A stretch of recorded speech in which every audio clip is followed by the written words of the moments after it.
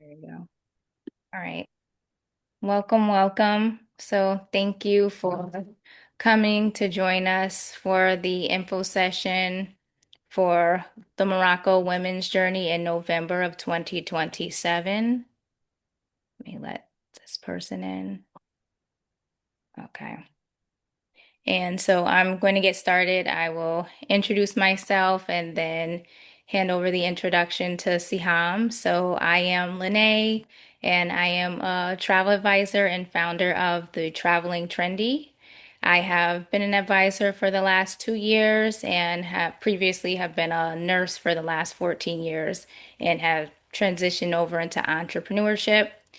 This is a very important journey for me because I've transitioned from luxury travel more to identifying certain needs that we have for purposeful luxury, cultural immersive trips, and what that looks like for couples, for small groups, and for women's journeys in particular, and the need to build community amongst one another. So I can't wait to explain our thoughts behind how we came up with this trip and what our intent is for what we want you to get out of this journey with us. So, Siam. Yes, which like lovely presentation, Lene. So my name is Siham. I'm based in Morocco.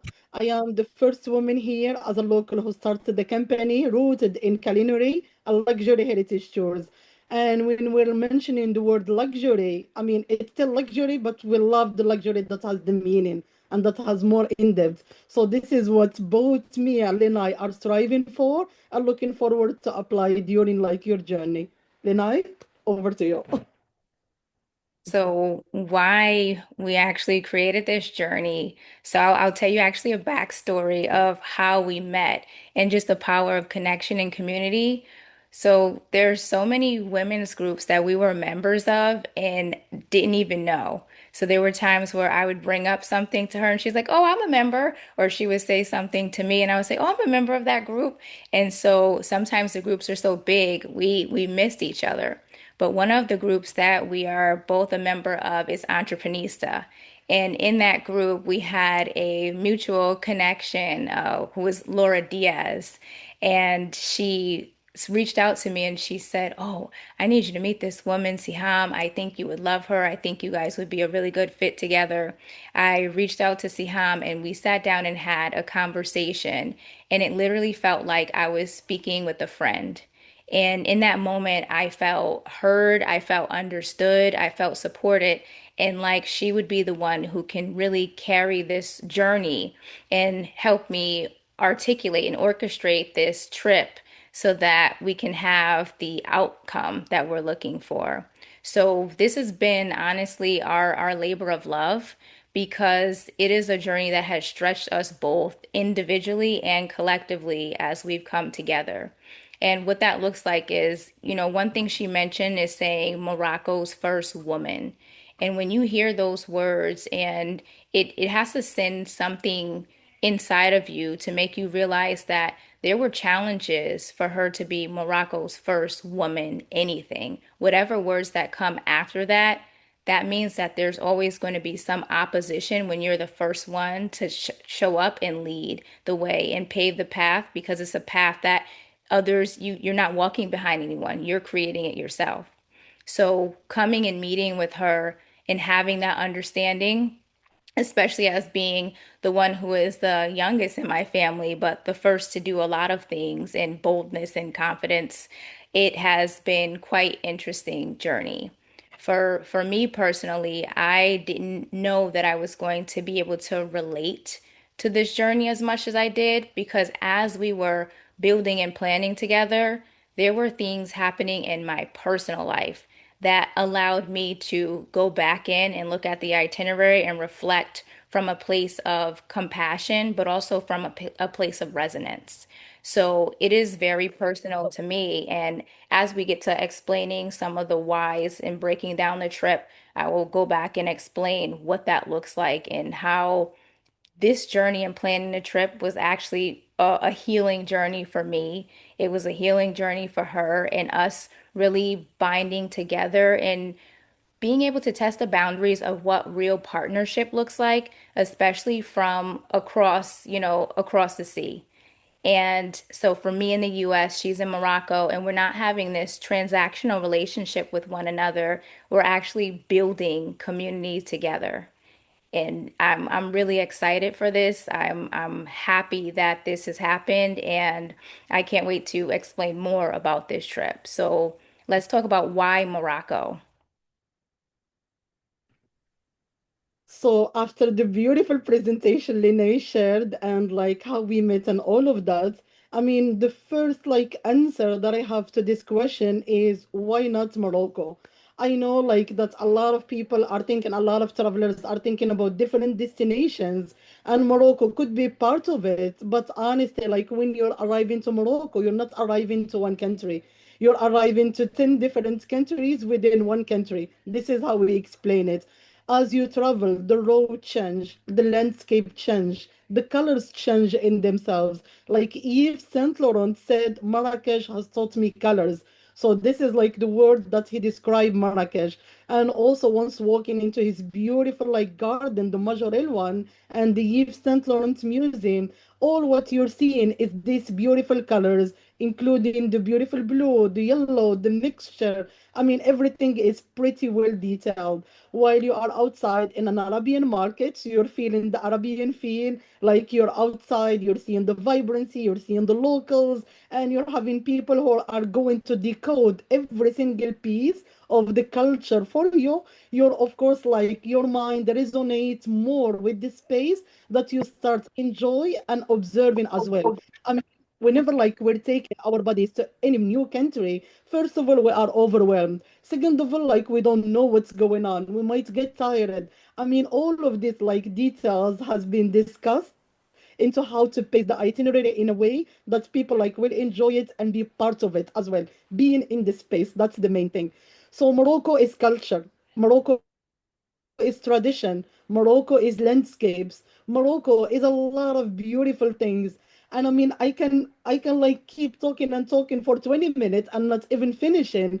And like whenever I'm hearing feedback from travelers, they're always adding something unique to what Morocco means to them. So everybody comes and enjoy a piece of Morocco. They depend on their perspective, their expectation, and a lot of things, and ages as well. Like we had ages from 2 years old, 3 years old, until 80 years old.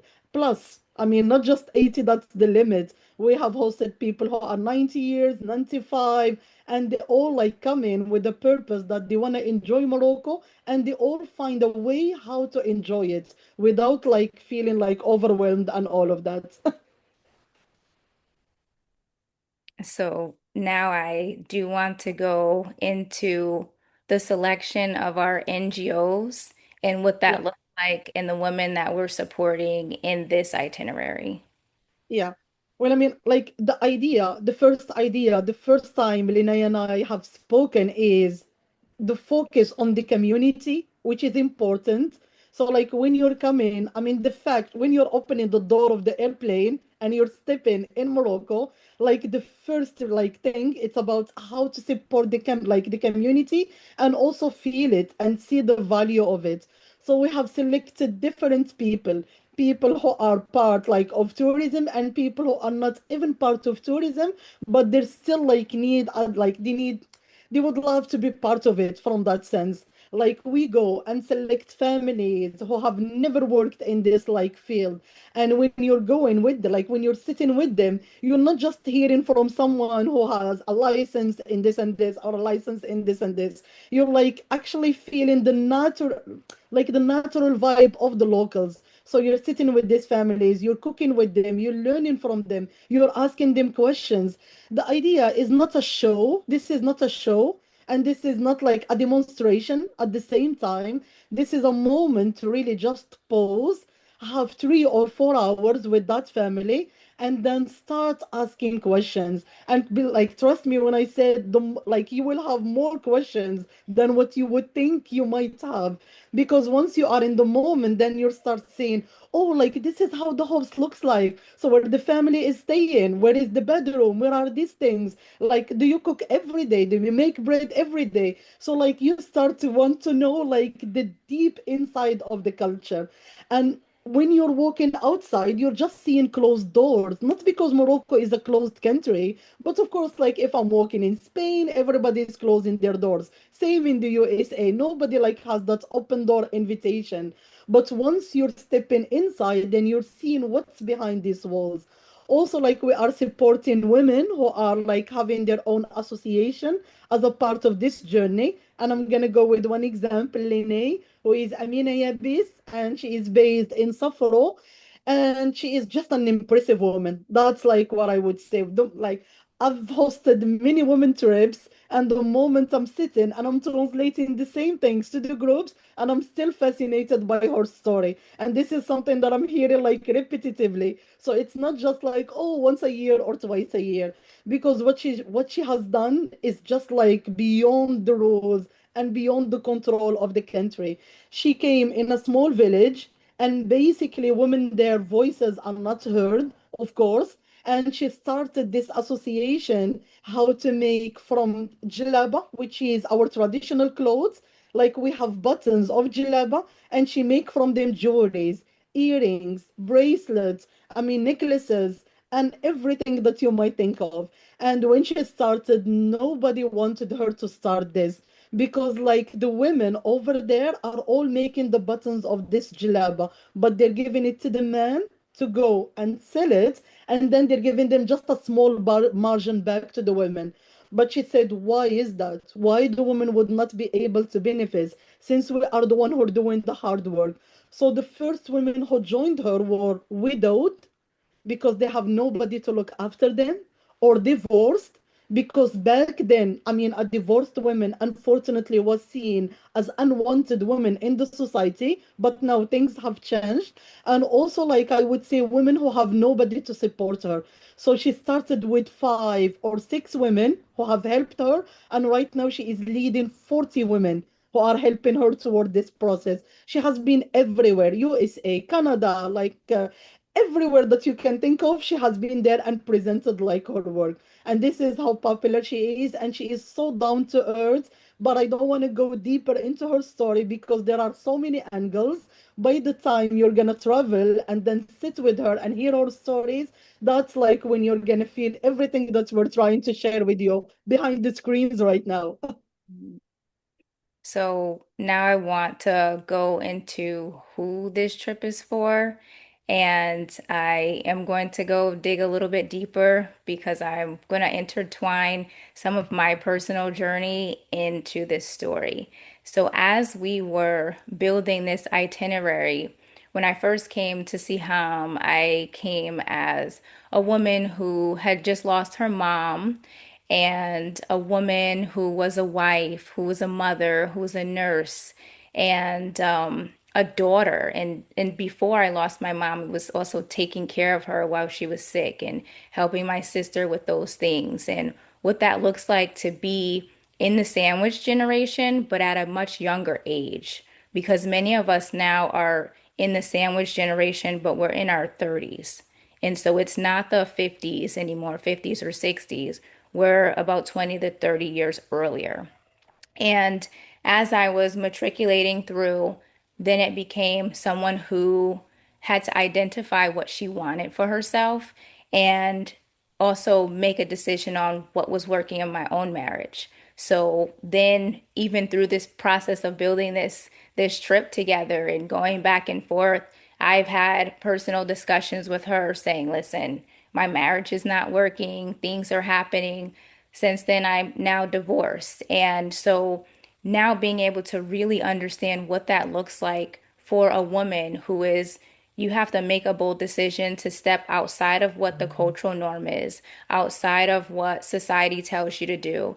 And for me, also having 3 children, and it's like the questions that you get asked for, Phil, how are you going to do that? You should just stay. You should just do these things. You should just, all these suggestions. Sometimes it is, they believe it's in your best interest, but they're not in your marriage. They're not in your life. So they don't always understand what is happening with you internally. And so then being able to relate to what does that feel like for a woman who is doing something bold and doing something brave, but needs that support, or you're used to actually having the financial support from that man in your life. And so when you remove that, how do you fend for yourself? How do you take care of yourself? And so really that's when it came up with community. And for me, it's that you want to put the deposits in before you need the withdrawal. So it's important that you start building community for yourself before you actually need it.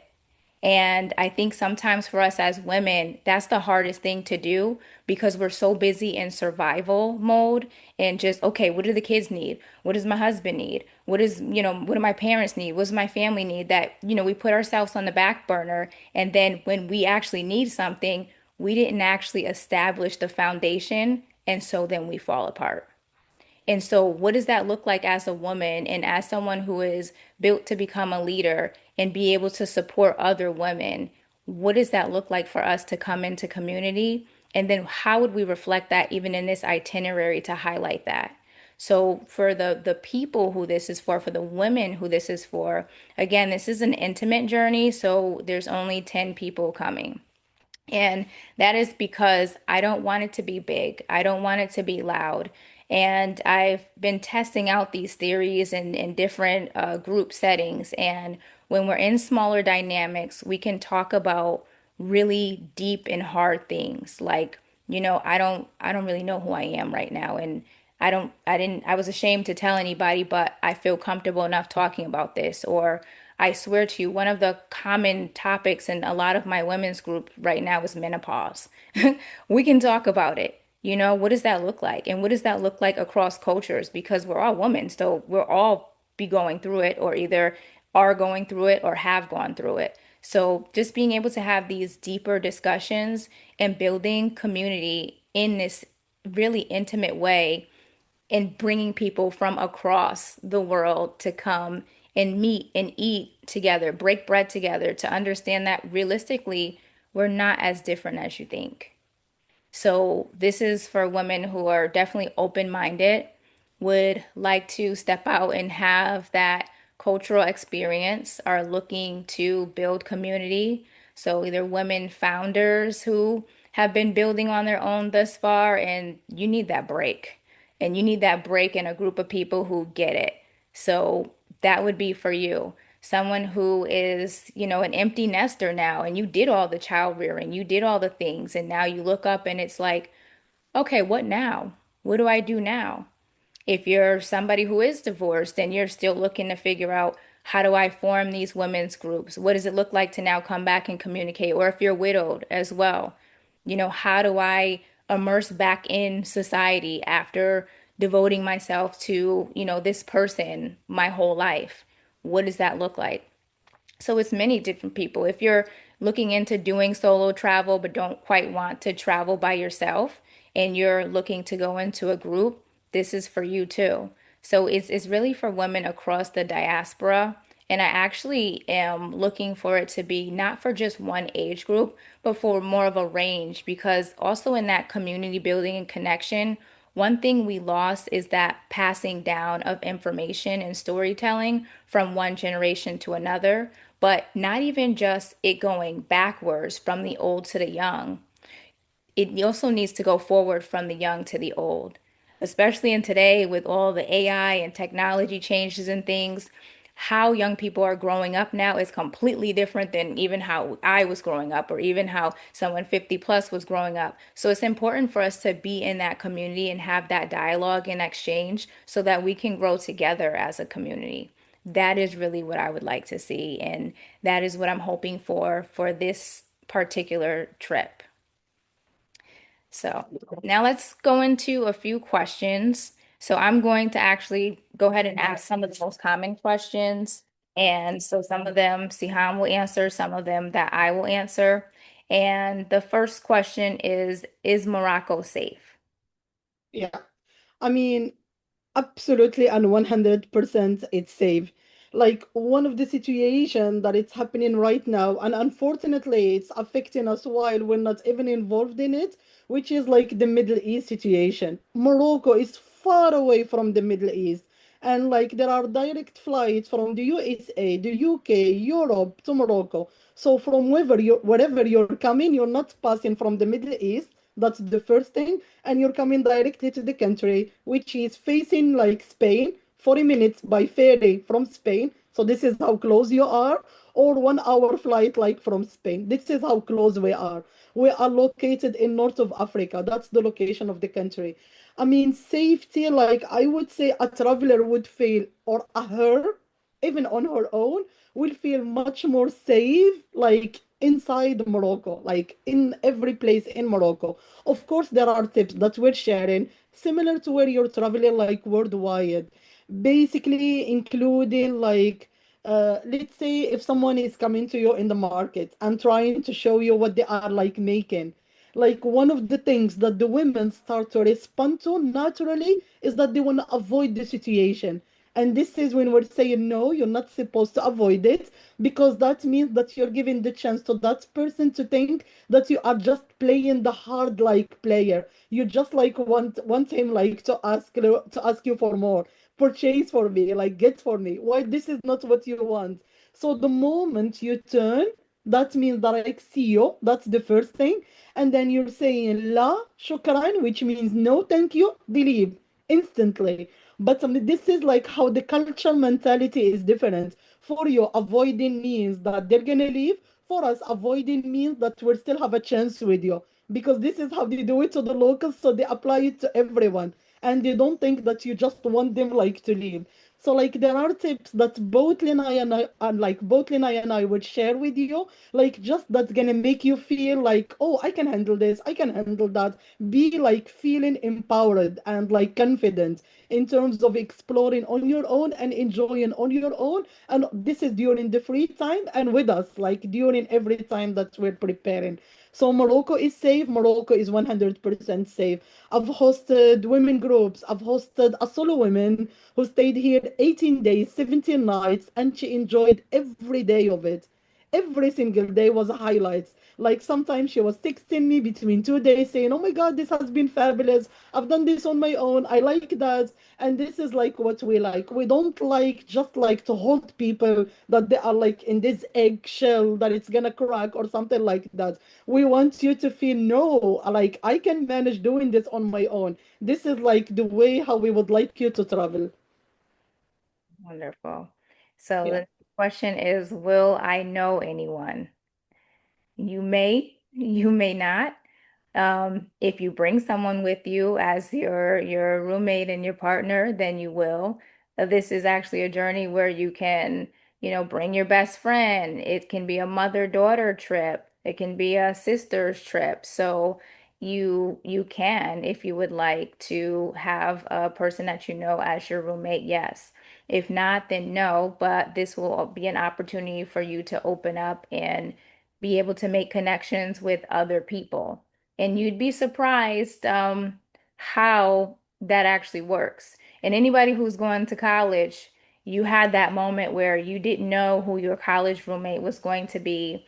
The school does their best to try to match you up appropriately. I've had, let me see, maybe I had three college roommates for my 4 years, and honestly, I was just fine. There was one who, no, we weren't best friends. She was okay. We got along.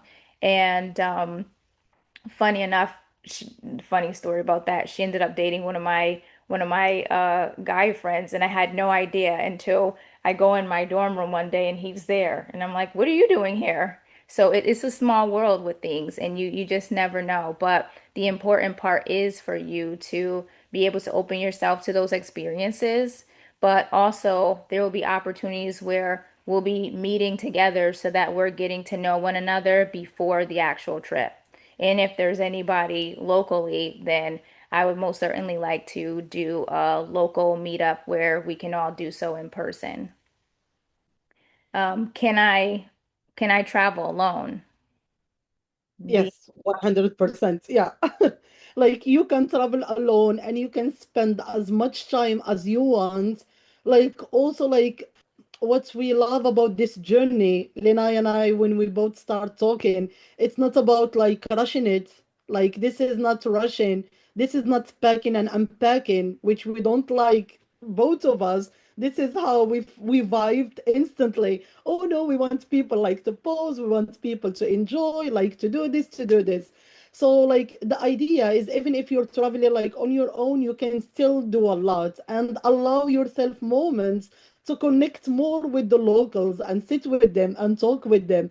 I mean, I've had some women who are like traveling on their own and they said we just loved sitting like in a cafe and had the chance to speak to someone next to us. And like we were trying with that broken like English, with my broken Arabic, and like they're both trying to connect. And here is another thing, like you will be surprised how much the majority of Moroccans speaks good English here. So it's not like, oh, I'm coming to this country and everybody will not be speaking my language. I wouldn't know how to navigate. Like you might be surprised how much English words you will be hearing, more than the French words that it used to be in the past compared like to now. So my answer is 100% for solo women to travel on their own here. next question is, what should I wear? This is kind of an important one. It is. And I actually like love this question a lot when women ask it. Like I'm of course wearing the scarf, but once you're going outside, there are locals who are wearing the scarves, women, of course, and like women who are not wearing the scarf, and they are Muslims, because the majority of Morocco is 99% Muslim community, but it's an open mind country. This is not a country that's forcing rules of dressing. You have to dress this way in order to come to Morocco. This is not the case. But like for me, because I know and I understand the mentality of the man, we have ways how to travel. Respect, it's not like being respected, but just like when like you respect your body, the man will respect you from that chance. Like we don't, or from that perspective, like we don't want women to feel that men are looking at them. They're not hustling them. They're not gonna come and talk to a woman and try like to actually like lure her in. That's not the case. But sometimes just this like to like the just this looks might make a woman not feeling comfortable. We're not saying cover your full body, cover your hair. This is not the case. But when a woman is wearing a skirt by the knee, that means that's great, but not above the knee or shorts. This is when you're like attracting people like to look at you more. And like also like let's say when you're showing like your button, like when or when you're showing like a lot of your flesh, that's like we're saying please try just to wear something that it's not showing like our private parts from that sense. I hope like that's being respectful in terms of explaining what I'm trying to explain. Because when you're doing that, like you will feel much more comfortable and like remember, like you are different from the locals. Basically, you are already an attraction to women and men. But when you're wearing something that it's making your body much more attractive, this is when the looks double up. And we just want you to travel in a way that you'll feel, oh yeah, I'm comfortable. People are not looking at me that way. This is what we want. And of course, if you need any style tips and tricks or have any questions about what you're wearing, I am definitely free. And you can always ask me, what do you think about this? Or what should I get with that? I love that. So that is my domain. So now let's go into roommate situations. What does that look like for a roommate? Yeah. So like for a roommate, like the idea, like when you have a roommate, like we're having a twin room. That's what it means. And when we're saying twin room, it means two separated beds. And the beds are not next to each other. They are separated by a table or something like that. And the room, each room has its own space. Like we are actually like we're gonna put a lot of questions. It's not like just putting two women together in a room, because we need to understand like what is your ideal roommate and what are the things or the hobbies that you don't like your sleeping like way situation and all of that. I mean, all of this is important because when we're gonna match you, we want to match you with the person that it's like close to your needs or match your needs 100%. Like we do this like great, but of course we're not like perfect. That's like one of the things. But like our like the survey, it's gonna be like placed in a way how to match you, like how to match you that you feel, oh what, yeah, if I've got to choose, I would choose this person to travel with me because I just like how we are close with each other routine. Your like nightly routine is important. When do you sleep? Do you read a book? Like how is like the snoring like looks for you? Does it wake you up? I mean, we go deeper. This is what I'm trying to say here. Absolutely. And now for travel documents, what are the things that I need to be prepared to travel to Morocco? Yeah. Like we actually send travel documents before you travel to Morocco that it's including what to pack, what to expect, a Morocco fast fact that has everything, like few words of the region, because this is the spoken language, like the dressing, of course, etiquette as well. And also it includes like the money explanation, how the money works in Morocco, what is like the conversion, all of this. So like you know beforehand. And also we send some books that you can read before you come, some music that you can custom like your ears to before you come to Morocco. So like we have a lot of lists that we do share before you come, but we don't want to overwhelm you beforehand. Like everything comes piece by piece. Like the moment that you feel, oh yeah, I want that, like just expect that you will find it in your inbox. So, before I go into payment plans, I am going to kind of go into what that looks like for travel documents. So, once you actually make your initial booking, so you make that deposit, there are systems that we have where you will be receiving continuous communication from us to give you timelines. So maybe 30 days after booking, it's going to talk to you about, okay, start thinking about your travel insurance. And then it'll go to, tips and tricks for what you're going to pack, giving you information like Siham has mentioned about so you can start brushing up on the language. You need at least 6 months to practice and understand that. So they'll go in a timeline. It's not going to be like bum rush where you get a bunch of emails, everything at once. And then, of course, in between that, is opportunities where if you have any additional questions, of course, you can feel free to reach out by email, or if you want to have a Zoom meeting, or if you're local, we can, of course, have a coffee chat and meet in person to really answer any of those additional questions or concerns you may have. Some people just have like the first time jitters, and it's like, oh, I'm just so nervous. I don't, no question is a silly or stupid question. And I really want you to be able to feel free and comfortable to ask whatever it is. Even if you've asked 5 questions already and it's like, oh, I don't really want to bother you, it's better to get the question out and be able to have comfort and understanding than to withhold anything within yourself. We want this to be a really freeing experience. So please feel free to ask anything. It doesn't matter how small or how silly it might sound. When it comes to the payment plan, so since moving the trip to 2027, the initial deposit as soon as you book to hold your spot is $700. And then from there, you will not receive another message until close to December 14th when the next deposit is requested for you to make. So after that, there are three more deposits that'll be 25, 83, 34. And so you'll get one to pay December 14th. The next one is May 20th, 2027. And then the following and the last payment is going to be September 20th, 2027. So, of course, in between those, you'll be getting those emails, getting you prepared, telling you when you need to get your visa, telling you when you need to be prepared for the next upcoming payment.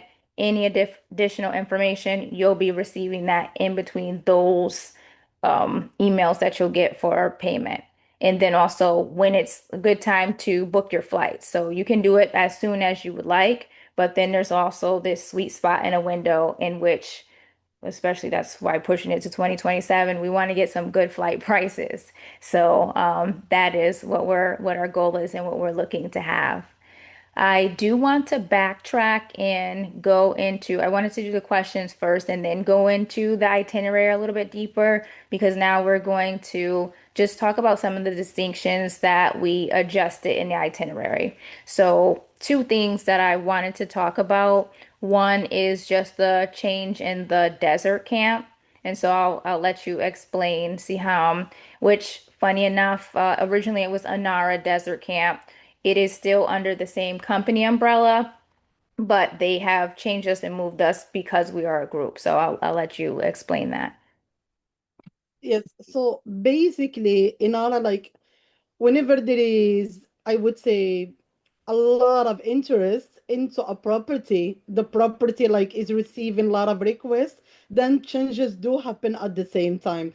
And like this is what Inara is good, like it's good about. So like they're thinking, okay, we have our like I would say repetitive FIT, like the individual travelers who are coming, and we have our groups. But we don't want to deprive like our like repetitive guests, individual guests from Inara because they're not gonna find space anymore. And Morocco has become so popular as a destination. Like there are many more like women groups who are planned on a different periods. So like basically they start to receive this lot of like demands that they have like moved the space privately just for group under the name of Les Terrasses d'Agafay, which is the terraces of Agafay. That's what it translated to. And like we're gonna have our private area, just like us as women during that space. Nobody else with us. While, as an example, if we were booking with Inara, you will find other travelers like close to you. And even when we're having like lunch or dinner, while we are seated in a private table, like you'll find other guests are sitting close to you. But with this space, the space is ours, which is like beautiful this way. So like I loved how like they have thought about this, which is actually brilliant. And it's gonna be like it's gonna be ready by the beginning of 2027. So we have secured this space for our like group on November. And like we're looking forward just to having you here. That was very, very exciting finding that they did that and that they listened to some of the any of the concerns or even the praise that they had and they acted on it. And so this space is beautiful. I already looked into it when I was told, and I'm like, oh yeah, I'm excited. This is an upgrade, and this makes it even better for us. And so this will be a brand new experience that we will be able to have in a brand new place. And so it's like, yes, yes. So one other thing I wanted to make mention, I'm a gift giver. And one of the things that I did put in the itinerary, but haven't quite verbalized it, it's just there. And if you read it, you'll see it and you know. But I'm actually going to publicly say it now, is that I wanted to give a gift for the women coming here. And so, of course, the gift is time. The gift is us coming together, all the things we're doing, the beautiful hotels and riads that we're going to. However, I wanted to have something that also includes the essence of one thing that I love a lot and many of us love, which is fashion. And something that is important to me, I love Yves Saint Laurent and I love that museum. And the intentionality behind, first of all, the design concept and how he loved, you can tell that he loved women. And that is why, of course, I have a few of his items here and even have named my last child Eve because I love him so much and just the intentionality behind the brand. So I felt that we definitely needed to go visit that beautiful museum. And then after that, be able to have a space for us to decompress and eat. If we're going to Morocco and we have Siham and she is a culinary expert, then we need to make sure that we make good use of all of our resources, all of our time to eat. And so I combine that and So those two experiences I'm actually covering and is a gift for my participants and guests that are coming with us to Morocco. And also to make that clear, I'm coming too. So I can't wait for that experience. And I guess we'll talk about also the food Yeah. with them. Is that a visit? I mean, I hope if there is a way to send you the taste of the food right now, more than speaking about it, but I know that there isn't, so I'm just gonna speak about it. I mean, I've been hosting culinary tours for more than 12 years here in Morocco. I grew up with the food of Morocco myself, and I love the diversity that this country contains. I mean, I'm calling like each place with a signature dish. So, let's say that Chicago has its own signature dish, Los Angeles has its own signature dish. Here it's the same. Like Fez has its own plate, Marrakech has its own plate. And once you're taking those bites, then you're connecting to a piece of the culture at the same time. So, as we're moving from one chapter to chapter, so let's say this is an open book, like the arrival is your beginning and the departure is not your end. It's like an unfinished book until you come back again, should you wish to do that. So basically, as we're going chapter by chapter, like you're tasting something different and something unique. Like we strive to make a good balance of food. So like that your stomach is happy. It's not just about trying like local food, which is important, but it's more about trying something that it's much more like it has a luxury feel from that sense. So we're going to high-end restaurants and also like we're actually eating our journey like from local markets. And when I'm saying local market, it doesn't mean something that it's not hygiene or unsanitary. This is not what we want. We look after the water and how it's iced and from where it's iced, like bottled water only. So it's not, if it's not iced this way, we're not like giving it to you. Like the fruit with peels. I mean, we look after every single detail that like some travelers might not even consider, but we want you to go back with happy stomach and happy like taste, both of them. Yes, yes.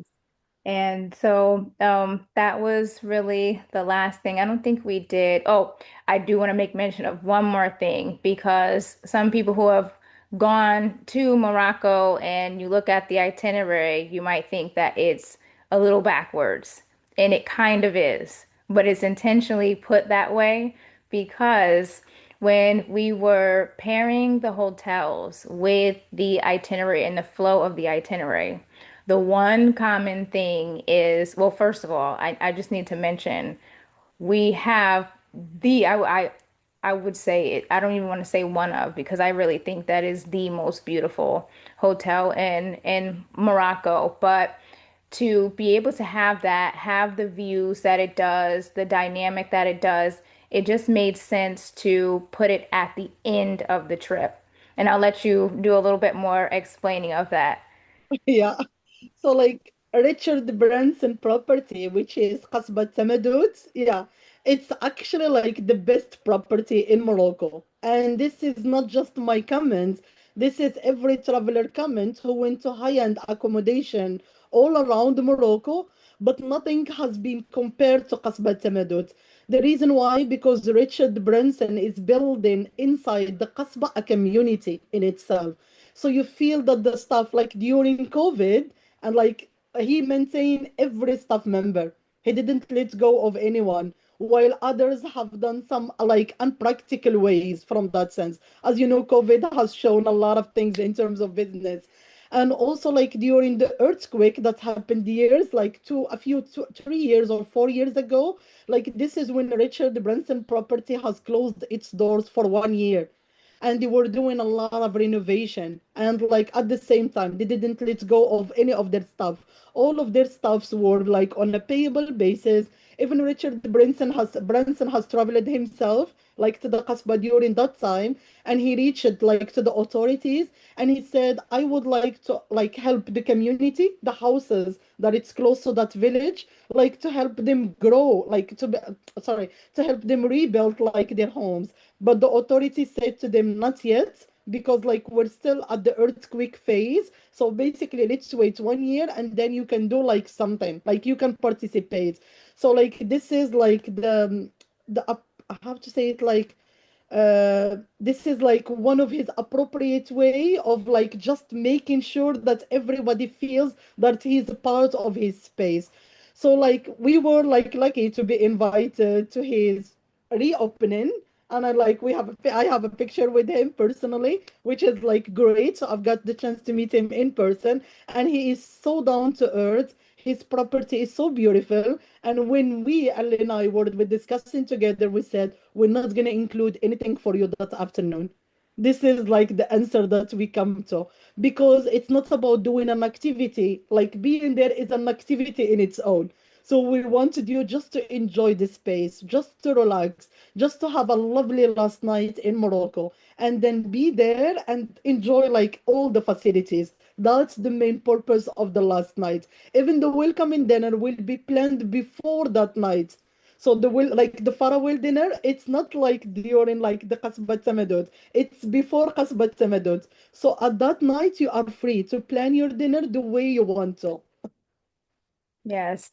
So everything we've done with this itinerary, the hotel selections, the intentionality behind the people. A lot of these hotels are actually family run and have a lot of history and origin and great depth to them. So, how we paired together and selected that, what NGOs we were using to support, that was all very intentional. How we curated and wanted to weave this journey for everyone coming, even putting Casbah in the at the end and making sure, and then putting the farewell in Marrakech instead. Everything was thoughtfully and intentionally curated to make sure that we have the best experience for everyone. And so I am beyond excited for this. I can't wait to go on this trip. I am happy that the days are going by a little bit quicker and maybe that Earth is rotating a little bit faster because that means we'll get to 2027 sooner so that we can go. I just am beyond excited. We are now ending, and so I would like to, if anybody has any additional questions, I don't see anything in the chat, but I will open the floor just for a minute to see if there's anybody who has any additional questions. If not, then I would like to be able to respect everyone's time and say our farewell. So I'll wait a second.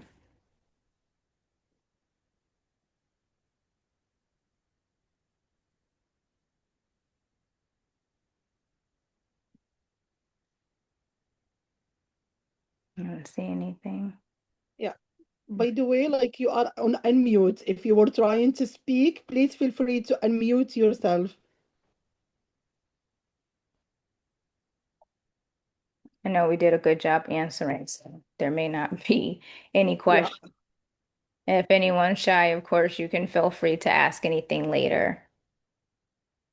So I just want to give my thank you. Thank you everyone for coming. And this has been great. I am happy to be able to have shared this journey and really the depth and the backstory behind it. So I appreciate you coming. I appreciate your time.